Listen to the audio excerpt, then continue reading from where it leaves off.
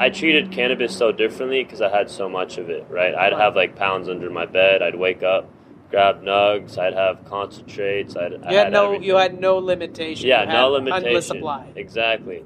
And I was always like, oh, it's not alcohol. You don't get wasted and stuff. But that's a misconception because you do get wasted. It's a very kid mentality thinking Yeah. like, oh, this is, it's not that, so it can't be nearly as bad. Yeah. So I'm just going to keep doing this until something gets bad.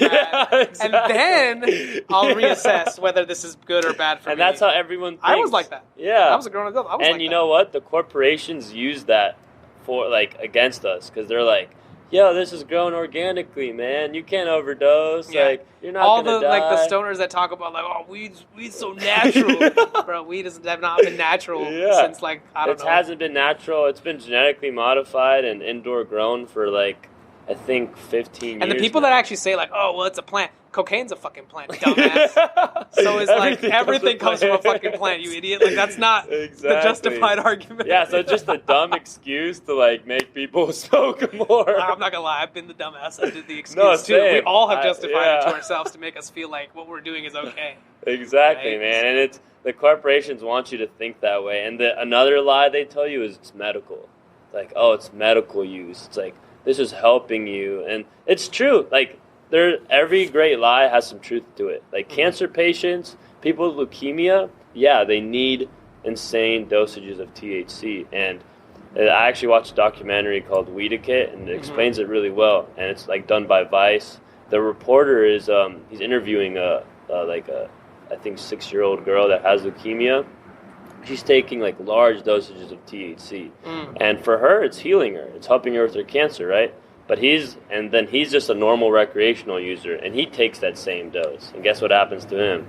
He goes crazy. He's like in the woods. He doesn't know who he is. Yeah. He gets very high, and Because for the cancer patient, there's certain things happening within their body and their system, which are not happening to the normal person. So the effects are not going to be the same. Exactly, because when you're in a life or death like situation, like you're probably gonna die or you're like your body's killing itself, then your standards and your tolerance is gonna be way different than a recreational user, right?